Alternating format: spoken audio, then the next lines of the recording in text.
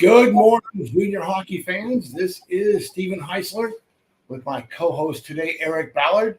You are watching the Junior Hockey Morning Show. We are on the World Sports Broadcasting Network, WSBN.TV, Facebook, X, YouTube. Hopefully this morning you're watching from your car, from wherever you are. A little quick sideline. I've been kind of out of service here for the last week or so. I'm dealing with some side effects from head injuries. So if my speech is a little bit off, I'm not drunk, but I am slightly medicated. Eric, I needed your help today because I don't know if I can do this for 15, 20 minutes on my own. So you're going to have to step in and keep me from being a fumbling, bumbling fool, which you've been doing for 25 years. So. It's been a long time, buddy, and it's not just taking care of you taking care of me as well. But it's been we haven't talked on the show since the World Juniors, and I haven't seen you since mid-January. So this is exciting. Good stuff. So today's topic, I'm going to really get angry outcomes from around the country, maybe even both countries today. And Eric is a USA Hockey guy through and true, and I can appreciate that. But I'm kind of pissed today. So if you go back and watch this morning's article on heishockey.com, I'm poking the bear again regarding import restrictions. Eric, soccer, basketball, baseball, gymnastics, pretty much every other sport with the exception of hockey.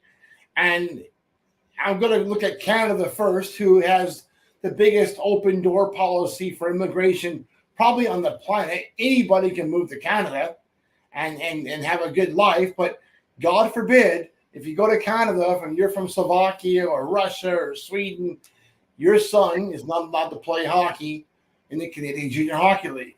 You come to the United States and you want to play hockey, they limit the number of opportunities for non-U.S. citizens. To me, Eric, that's dead wrong. I know there's some exceptions to the rule. Yes, if you play 3 years of youth hockey within USA Hockey system, you could be exempt from that rule. But is it even legal? Eric? Well, I think the national governing body, which is USA Hockey, dictates the rules in which we play. And, not diving too far into the weeds. I believe the import restrictions within the U.S. is to protect the American-born player, which obviously is dictated by our NGB. So I know you and I are on the different sides of the fence on this. I actually like the import restrictions for the simple fact is it gives our American-born player more opportunities, and that's when USA Hockey sanctions and supports these junior programs and these youth programs. We're trying to promote, develop, and protect our American-born players. So. I'm not a basketball player. I'm not a soccer player, and I don't watch that or get involved. So I can't actually comment educatedly on any other sport probably than hockey. I'm pretty one-dimensional, Steve. You look at why the import restrictions were put in place. It was to protect those roster spots for American players. But what also has happened is that now the bulk of junior hockey has moved outside the sanctioning of USA Hockey because of the import restrictions. So now the USPHL, the Eastern Hockey League, the old Western States Hockey League, they all left the fold of USA Hockey primarily so they can get players from all over the world. And that's worked out really good for those programs. So why does it make sense for the USHL and the NAHL and really the 3HL to continue the practice? There are plenty of roster spots. There are plenty of stalls. What are we really protecting? Does college hockey have an import restriction? No. Eric? Yeah, that's a good point, Stephen. I think the one thing, there's no college import restrictions as long as the kid's academically eligible and has fulfilled his obligations in that regard. I believe that outside of, just, and again, I don't want to go too far in the weeds, but outside of NCDC programs that are non-pay to play, Most of the USPHL and the Tier 3 programs in the country are all pay to play. And a lot of the non-American players can afford that tag a little bit, so it opens up the doors. But if you look at the USHL, the North American League, our two Tier 1 and Tier 2 programs in the U.S., those are non-tuition based programs, and they keep those restrictions at 4. And I actually agree with it. Like you said, I'd like to see more.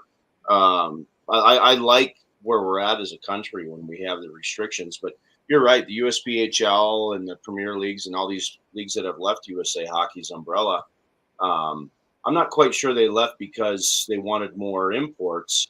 I think at some point in the country we have too many teams for the amount of players. And I'm not saying every operator out there is bad, but Tier 3 hockey, for the most part, is a financial opportunity for owners.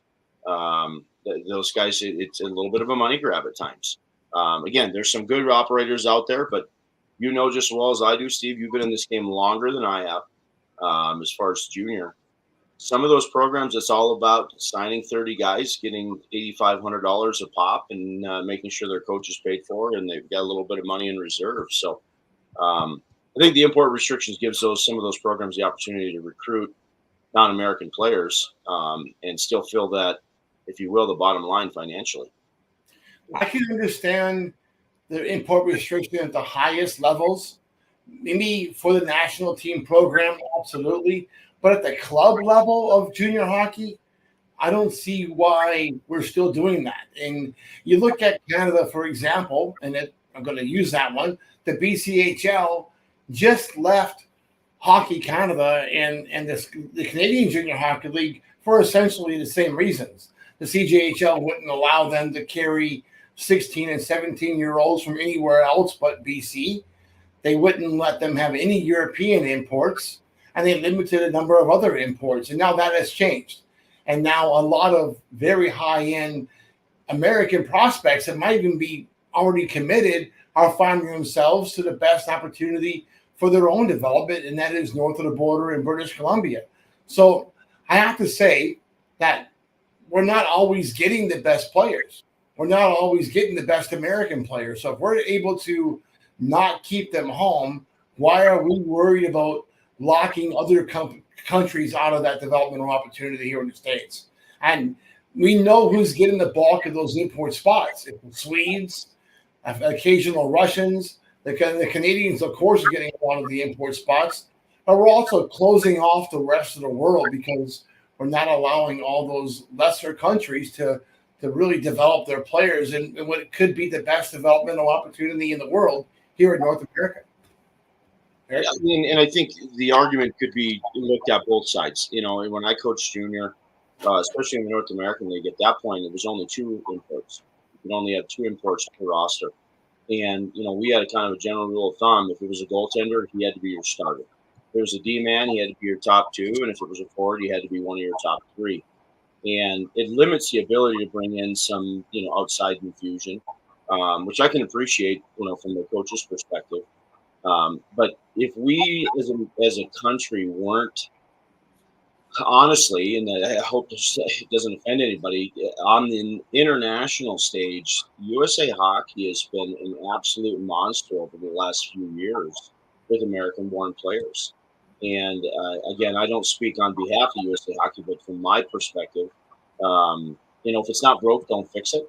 And the USNDP and some of the things we got going on at the national level for us as a country, I'm not saying we don't need imports. I'm just saying right now, we've got some of the best American-born players in the game right now that have went through our national program and that we've, basically spent time developing within the USHL and North American League and some of our, upper leagues. But I believe that USA Hockey right now, if you take a look from the women's side to the men's side, there's gold medals all over the place in the last, 5-6 months. And again, I'm a firm believer. Again, these are my words and my words alone. If it's not broke, don't fix it. But we're doing a heck of a job here in our country, and I'm not quite sure bringing imports in makes sense for us. So looking at all the international players on the USNDP program, the women's national team program, all these guys that are making big impacts at the international level. How many of those guys may not have had an opportunity if there was an import or there wasn't an import restriction at the club level? I think all these players would actually see their development enhanced with a higher level, a higher caliber of play at the club level. How is adding more imports going to decrease the overall level of play? It won't. It'll make that each roster spot more competitive in the process, which will enhance our overall development. Eric? Yeah, I think that's a good argument. I would say that I think if you're bringing imports, you're losing roster spots for American players, and that's exactly, in my opinion, what USA Hockey is all about: protecting the American player and developing the American player, born player. So I don't disagree that some of the players come in as a 19 or 20-year-old in some of these leagues, and they're extremely impressive players, and they bring in a different development and some. A different element to their game, no question. Again, like I said, I coached junior for a long time. I had Swedes, Finns, Ukrainians, Russians, Slovaks, Slovenian. I mean, I've had them all, and I've had the great opportunity to coach a lot of those guys. And again, things have changed, but most, if not all, the players I ever coached that were import players over 20 plus years, they never went to college. They all went back to their home countries and played pro.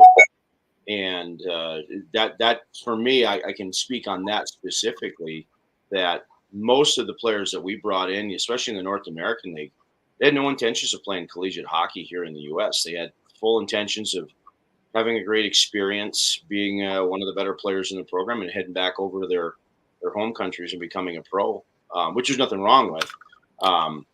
But I do believe if the import restrictions were lifted, we do start to lose that opportunity to develop our American-born player more and more. If I look at USA, I'm going to go back to the other sports. I look at what's going on in our country now with wide open borders. I'm not really a fan of that. I think there should be a legal immigration process. And it's that way in Canada, but we can't do it here for some reason. I look at all the other sports and people coming from all over the world. Those imports or those players haven't hurt basketball. They haven't hurt baseball. They haven't hurt soccer for darn sure. So all the other sports that are existing that are part of the national governing body, they're not doing this. They're not limiting imports at the club level. Maybe they limit imports from being a part of the national team development programs and national camps. We don't see anybody in U.S. swimming going to the Olympic festivals. All the other sports that are part of the Olympic umbrella, nobody else has a restriction on imports at the club level. And it hasn't hurt us in those other sports. If you want to be on the U.S. Olympic team, you have to be a U.S. citizen. Fantastic. But we're not telling these other programs and these club level programs, hey, I know it's pay to play. I know you're paying to play AAU basketball, but you can only have 2 imports. Or you can only have 4 non-U.S. citizens on your roster. In an age when our country is so full of people from all over the world, limiting that sport, limiting the participation at the club level, you know what?